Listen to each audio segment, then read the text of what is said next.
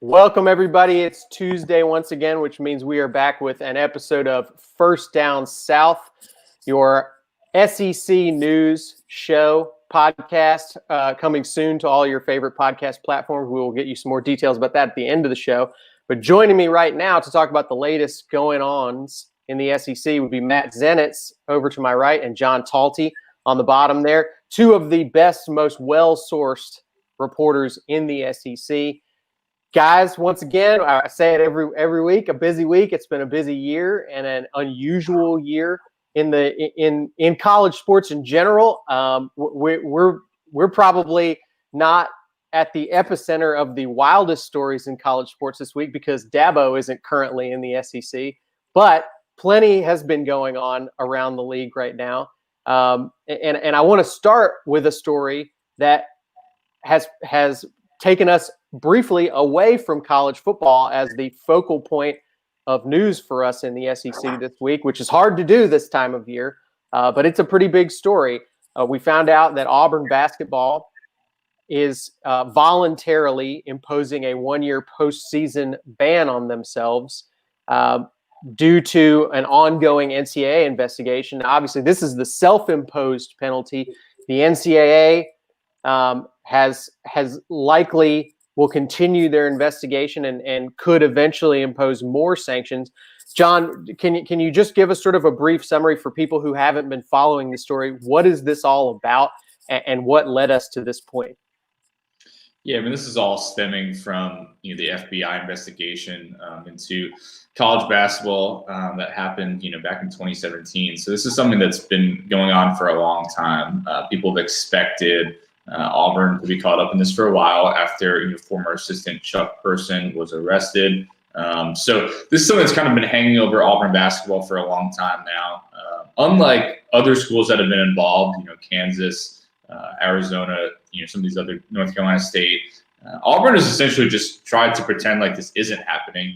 Have essentially denied all freedom of information requests about the notice of allegations, have never really admitted the fact that there has been an active NCAA investigation into their program. And so, for some Auburn fans, maybe this was a surprise, but to people paying attention to college basketball, this has been, something they've been waiting on for a while. And I think a key point to make here is that just because Auburn has self-imposed a postseason ban for this year does not mean that the NCAA won't levy additional penalties on Auburn. In fact, I expect them to add additional penalties. So this is, I think, Auburn tried to kind of get ahead of the curve a little bit, try to say, hey, we already did this big thing. Don't give us anything more. But I think the expectation around college basketball is that there will be additional penalties to come.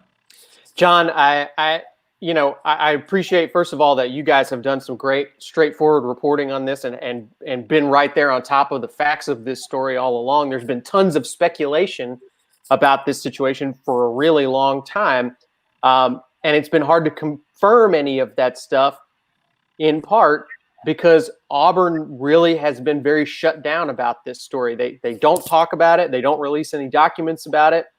I think it's fair to say they haven't been particularly transparent about what's going on. How much has that played into this sort of perception that the NCAA might end up coming down harder on Auburn than this self-imposed sanction? Well, I think there's two things there. One, we know this is the Auburn strategy. They've done it with Cam Newton. Their strategy is deny, deny, deny. Don't put anything out there they don't have to, and just try to keep it under wraps as much as possible. I think there are two reasons why people expect there to be stiff penalties. One, they have not released the notice of allegations, which to people around college basketball indicates it's probably bad. Two, the fact they've already self-imposed the postseason ban. You don't do that unless you know that there's some bad things in there that could, again, you're trying to cut the penalty almost a little bit in half. It's like getting a discount. Like, hey, if I pay up front, maybe you won't give me the full payment. So that there's a chance that you're going to have multiple years of postseason ban. That's why you're doing this in front. And the other thing is that we all know Bruce Pearl has a history with the NCAA. Auburn hired him while he was still under show cause. And so the feeling around college basketball is that, you hired a guy who has a track record with the NCAA. You hired him while he was still on a show cause, and all these things happened under his watch, that people feel like the NCAA might try to make an example of Auburn. So Auburn is trying to, keep this under wraps. recruiting is a big factor. You don't want everybody thinking your program is about to get hammered, and it's worked. They've signed big classes, but there's a feeling that eventually they're going to have to kind of, pay the piper. And I think that day is getting closer. Yeah, Matt, John mentioned recruiting there, and Auburn's obviously been a pretty big force in basketball recruiting the last few years, in particular, getting a pretty good bump off of their Final Four run. That obviously, anytime you take out a big player, a big power program within a league, which I think Auburn has become, it has ripple effects on the rest of the league. How do you see this sort of affecting the entire SEC? First of all, John did a great job summing that up. John's definitely more plugged in from a college basketball perspective than what I am. But at the same time, even though Auburn's not going to be able to make any sort of run in the postseason this year, still a team that's capable of essentially playing a spoiler during the course of the season this year. But one thing I will add in, if Auburn had been eligible for the postseason, there would have been two teams in state that would have been capable of being interesting potential postseason teams. But even with Auburn not being in position to make a run anymore, obviously, or to play in the postseason, we still have one up-and-coming team in the state who is going to be interesting to follow throughout the course of the year in Alabama. So Nate Oates did some things last year that helped to get the program in right direction, and has continued to build on that with things that he's done from a recruiting standpoint, including as far as recruiting with keeping some of his current players on the roster, specifically with John Petty, an all SEC selection last year, who considered turning pro but decided to come back to school. And now combining John Petty, Herb Jones with an eligible Javon Quinterly and some of the freshman pieces that they brought in, led by guys like Josh Primo, this is a team that they feel like at Alabama is in position to potentially do some damage, not only in the SEC, but to potentially make a run in the tournament also and become a factor there.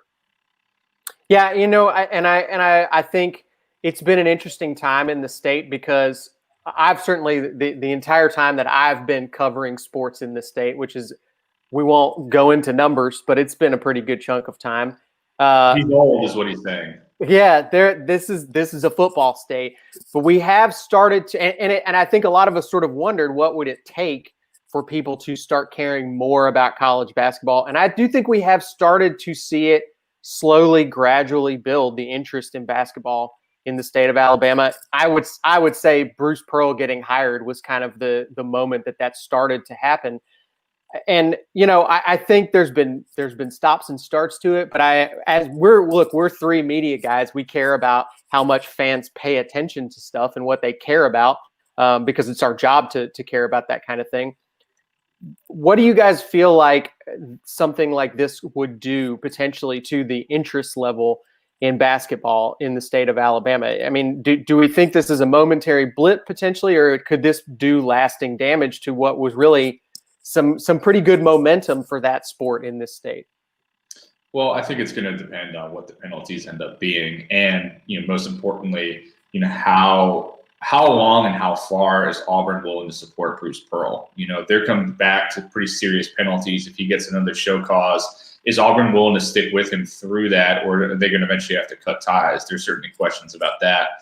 To your point, I think Alabama could be fun this year. And I know this is more an SEC show, but you got Andy Kennedy now in the state too, coaching at UAB. People have told me that he thinks he has a shot to win the Conference USA his first year. So I think you're seeing some bigger personality coaches, which I think helps. And I think Bruce is really the one who kind of started that, because before that, no knock on these guys, but we had Tony Barbie and Anthony Grant, and neither one of those two guys was really getting anybody fired up to come watch Not basketball. Promoters, yeah. I think you've got bigger personalities. You've got guys who have more exciting styles of basketball. Alabama hasn't had that much success, but they're a lot of fun to watch, and Nate Oates is recruiting at a very high level. So I think basketball is trending up. Just the big question is just, if the NCAA hammers Auburn, how much does that impact their ability to be successful going forward, and how long are fans willing to kind of stay involved if the team's bad again? At least at this point, though, it hasn't affected Auburn from a recruiting standpoint. So obviously, guys, Sharif Cooper Lester, who was a five-star recruit,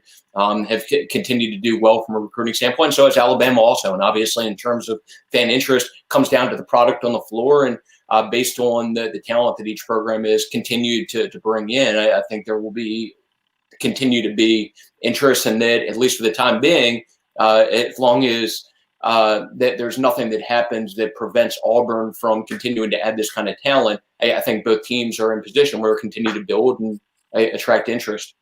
Yeah, I definitely, I will say this before we move on from this topic. I think it would be really, really hard in terms of, you talked about it, the personality of Bruce Pearl, John, and how important that is.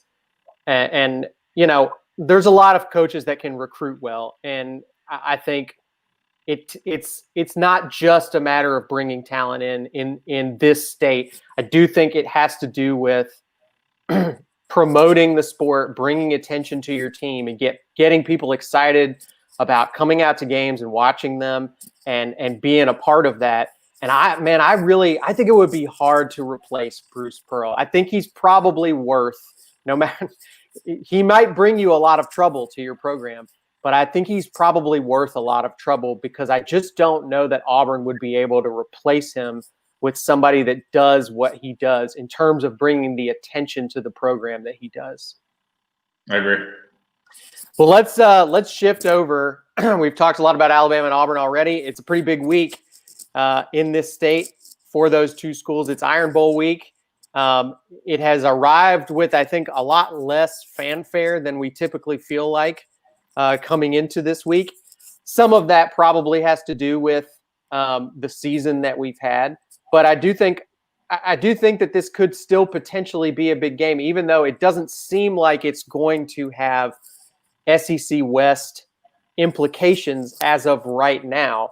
But let's kind of dig into this. We're in terms of general feeling of this game, Matt. Where do you sort of see this game right now? Where are these two programs emotionally, mentally coming into this game?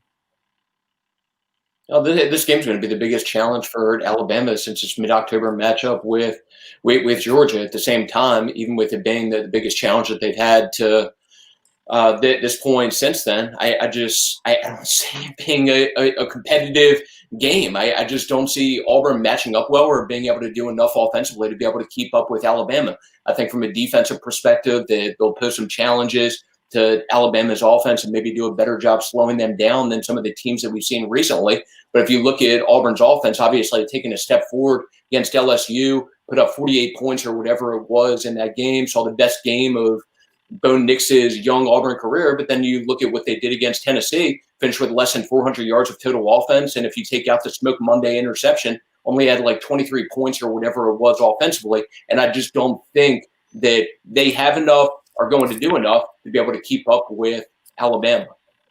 And that is definitely the wide perception right now, is that this is going to be a fairly one-sided game. Patrick put up our producer put up the point spread a minute ago down there, which I believe Alabama's favored by 25 coming into this game, which is not something you want to see if you're Auburn. But honestly, John, I feel like it takes some pressure off of Gus and off of Auburn to go into a game with really no expectations that you're going to win this game. I mean, this has not been the best season for Auburn, but they've still managed, they've got 2 losses. They've had worse seasons than that under Gus. And you're heading into a game against the number 1 team in the country that, frankly, I don't know that Auburn should feel a ton of pressure coming into this game. Yeah, it's all about, I think, how you package it. I think you can look at that from a couple different ways. Certainly, like you said, you can point to, you're a 25-point underdog. You can use that as kind of a rallying cry. The fact that you're such a huge underdog in this in-state rivalry game, I think that could be big.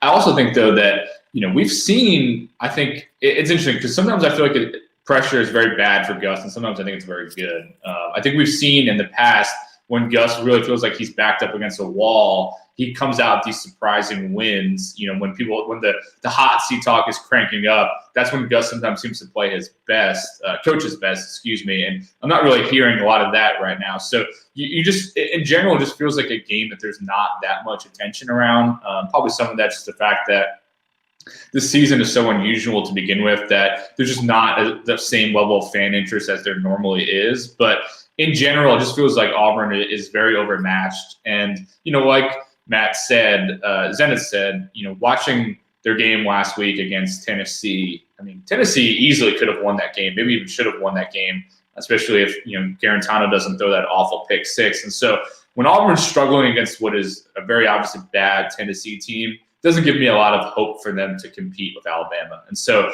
they're going to need an incredible game from Bo Nix. Defense is going to have to slow down Mac Jones, which no one's been able to do to this point. And Gus is going to have to pull out some weird stuff. He's done it in the past, but this is the time to pull out all his little weird gadget plays and see what can work. Yeah, I do think that Gus has surprised us again, like you said, John, when his back's against the wall. I'm not really sensing that feeling right now about Auburn. I think there were times this season where it felt like there was a lot of pressure on Gus and that he needed to turn things around. But I think that LSU game really sort of, as bad as LSU is, it does sort of feel like it satisfied the fan base for a little bit.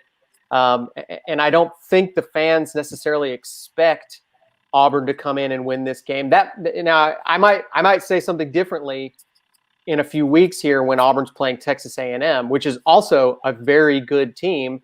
But I think if you're talking about a 4-loss season, that I think could start to turn the heat up a little bit. I could see people starting to grumble about something like that. Scalise, I think the key point that you made there is a little bit, because that's the Auburn life, is that when he wins big, they like him for a little bit, and then it turns quickly the other way. And so there's never going to be that high of a high with Gus and Auburn. We just know it at this point. They are never going to love him. It's just never going to be the case. And so I think right now there's not a lot of pressure cranking up on him, but a blowout loss to Alabama and then maybe a blowout loss to Texas A&M, and all the message board rumors will start cranking up pretty fast. I will say this. Gus is very fortunate that SEC officiating hasn't had their best year, because this very easily could be an Auburn team that's going into this game at 3-4, where the pressure would be much greater than it is right now. So they obviously had a great performance against LSU, got a legitimate win over Tennessee, aided by some of those Tennessee mistakes, including the pick six that John was talking about. But again, if you go back to the early part of the season, there were a couple games in there that very easily could have gone a different way, if not for a couple calls being blown like they were. And there was definitely some chatter a bit behind the scenes with people that carry a lot more weight from an Auburn perspective than just the casual fan. But that talk has died down a little bit during the course of these last few weeks, as Auburn has gone on a 3-game winning streak now, and with them in position where they're 5-2 and ranked in the top 25 going into this game against Alabama. But one thing I will add about this game specifically, obviously when you're an underdog, it helps when you're as close to full strength as possible. And one of the guys that may be out for Auburn in this game that's very much a question mark for this point is one who's probably been their top weapon during the past several weeks throughout the course of the season, in Tank Bigsby. That'll be a situation worth monitoring going into this game, because obviously that would hurt from their perspective if you didn't have that talented freshman running back who's obviously done some great things this year. And 2 offensive linemen also listed as questionable by Gus, which would obviously also be a pretty big issue for Auburn's running game as well. I want to ask you about an injury on the other side too, Matt, going into this game at the receiver position for Alabama. Slade Bolden got banged up in the game against Kentucky. Do we know anything more about him? Because obviously that's a position where Alabama's already lost a key player this season. Yeah, it's a day-to-day deal.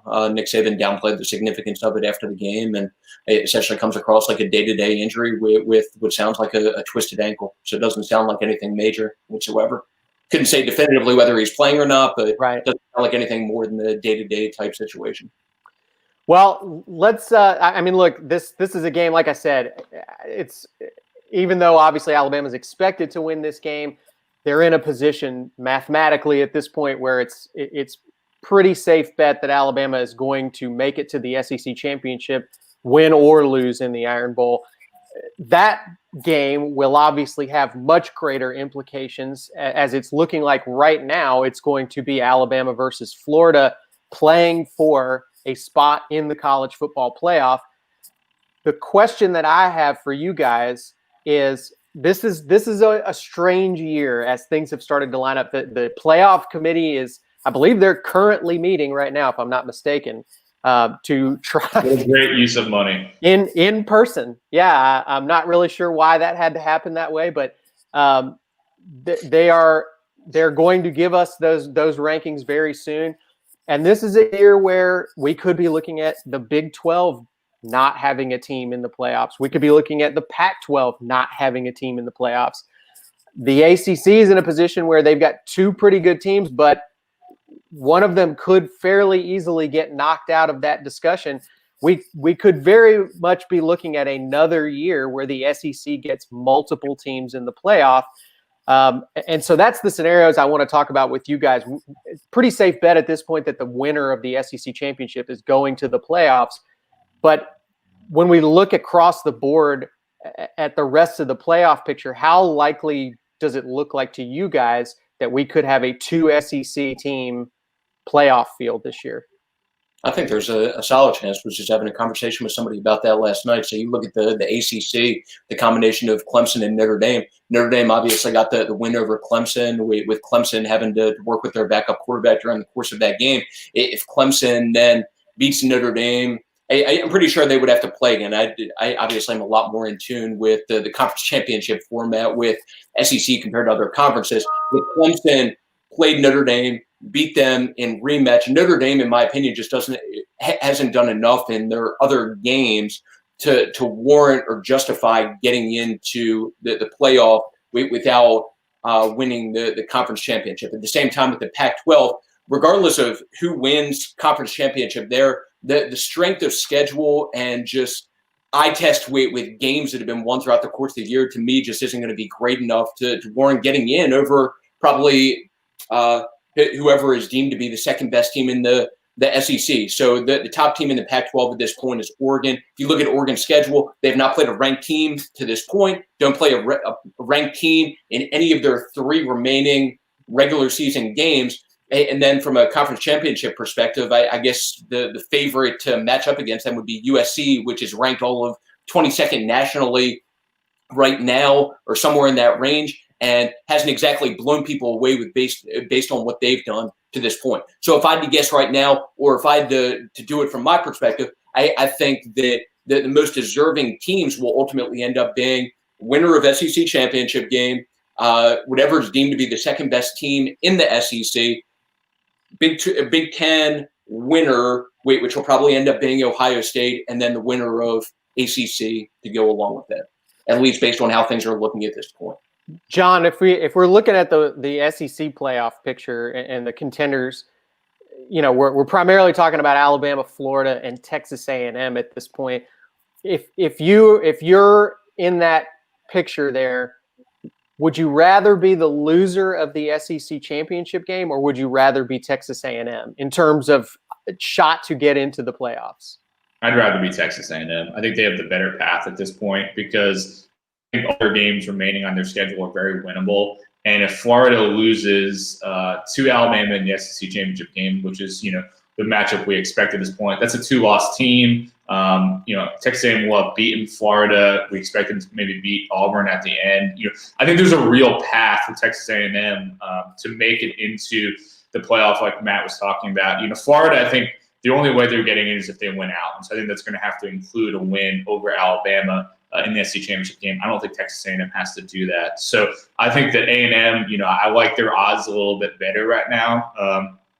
To Matt's point, I think the Pac-12 is basically out of it. I'm not really buying anybody in the Big 12. I think the one interesting one to maybe pay attention to that could be a competitor for the SEC getting a second spot, Northwestern right now, you're not a team that maybe everybody's buying into, but big win over Wisconsin. I think their path is pretty easy. If they win out and then maybe play a close game to Ohio State in the Big Ten championship game, I could see Northwestern definitely getting consideration for that spot too. So there's some other teams I think in the mix. Notre Dame, we mentioned them as well. If Notre Dame wins the ACC championship game, then Clemson's out, and so that would just be the only ACC team. If Clemson wins, you'll see Notre Dame certainly get consideration for that final spot. So the SEC is certainly very much in the mix to get 2. I think if I had to make a bet right now, if they got 2, it would be Alabama and Texas A&M. That would certainly be an extremely entertaining newcomer to the playoff picture. I know it feels like we tend to see the same 2 or 3 teams in there every single year. It's very familiar to see Alabama, Clemson, Ohio State, Oklahoma. It's a lot of the same names in the playoffs every year, and then sometimes we'll get one newcomer to the picture that spices it up a little bit. Texas A&M and Jimbo Fisher being the new name added to the playoff picture feels sort of very amusingly chaotic to me, because I feel like so many people had written off the Jimbo experiment at Texas A&M.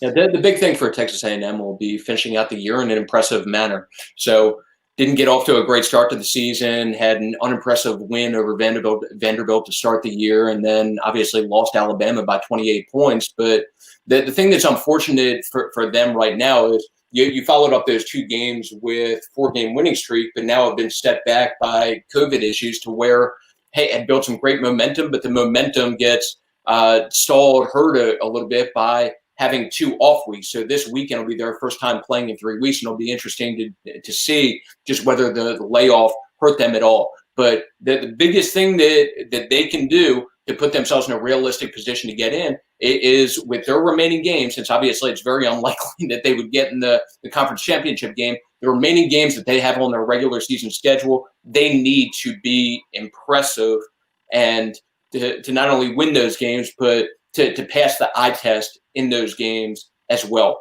And this is not the first time that we've seen Texas A&M in this position in terms of having a shot when the initial playoff rankings come out to get into the playoffs. There was a year, and I'm blanking on which year it was, that they were 4th in the initial rankings. But it seems like with Texas A&M that it's been kind of their track record to not finish the season in the kind of way that they would obviously like, or follow up how they had started the year. So we'll see if this season ends up being different. And once again, be interesting to see just whether the 2-week layoff hurt them at all from a momentum perspective, and if they come out rusty at all.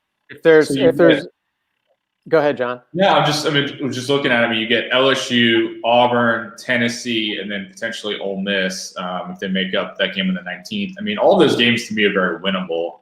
But yeah, I mean, I think this is an interesting. They're screw-upable too. I'll say that. Yeah, no, I mean LSU, Auburn, honestly, and Ole Miss. I don't have any faith in Tennessee to beat them. But the other 3, I think you can at least talk yourself into it being a shot there. And like Matt said, this is a team that has screwed up down the stretch many times. It's why Kevin Sumlin got forced out, because they would start out 7-0 or whatever, and then just blow it down the stretch. And so, there's very real possibility that could still happen. So, I think we expect them to be in the top 5, maybe even number 4 tonight. But they're going to have to take care of business down the stretch. And, LSU, I am not a believer in them, but I could see them giving A&M a shot this weekend. And I will say this about Florida. So Florida, if it does work out where Alabama plays Florida in the SEC championship, obviously a difficult matchup for Florida. But if Florida wins out, which I think I would be more confident in Florida winning out in terms of the regular season than I would be in Texas A&M. If Florida wins out in terms of their remaining regular season games and then plays it close with Alabama, regardless of what Texas A&M does the rest of the way, I think Florida would get in at that point based on how things are trending right now. But the key would be for them winning out in terms of regular season, and then at the very least being competitive with Alabama, even if you end up losing that game. That would be really interesting to see, because we have not seen, to my knowledge, correct me if I'm wrong here, we have not seen the loser of the SEC championship game make it into the playoffs in the year, in our only other example of 2 SEC teams making the playoffs. Am I correct? It's a year, so perfect year for first time. That's right. For the first time. And the thing with Florida continues to have issues, some from a defensive standpoint, not playing to the level that you would typically expect of a Florida defense. But that will be far and away the biggest challenge from an offensive standpoint that Alabama's defense has dealt with this year. And if you look back even just at Florida's game this past weekend against Vanderbilt, had some issues from a defense perspective. Vanderbilt's quarterback, who has been getting better throughout the course of the year, threw for like 320 against that Florida defense. But at the same time, behind Kyle Trask, who's obviously one of the favorites right now for the Heisman, that they were able to pull away and come away with a lopsided win after the game was tied at 10 late in the second quarter. I think we lost Khaleesi. He's just locked in on laughing about whatever point you were making there. I think I can just assume that Matt's not coming back. We lost him. Zenitz, I'm so happy with what I was saying. It just Zenitz, you had any other key points you want to make here? I mean, I think Alabama Auburn will be interesting this weekend. But again, the path that we're on right now, which I think you would agree with, trending towards Alabama, Florida being two teams in the SEC championship game, and I think that'll be the first game, at least from my perspective, that be going in where it wouldn't be just a total shock if Alabama was challenged, because I see it this weekend in terms of Auburn being competitive in that game. Zenitz, if you were a betting man, does Alabama cover that spread? I'm not a betting man. He's not a betting man. I wouldn't be comfortable making that bet, but I will say I would be surprised if, first of all, if Auburn won. Secondly, I would be surprised if this game is anything less than a 2-touchdown margin of victory. And 25 is a lot. If it was even greater than that. Yeah, 25 is a lot. I think it's particularly a lot for a Gus Malzahn team in an Iron Bowl, just because I feel like Gus really gets this game. I mean, I think it doesn't surprise me when Gus lays an egg occasionally and has a really bad game a couple times this season, but he doesn't do it against Alabama. I mean, he takes this game extremely seriously, perhaps to the detriment of other games even at times. So to me, I'll be really surprised if I ever see a Gus Malzahn coach team get blown out in an Iron Bowl. But maybe I'm about to see it for the first time.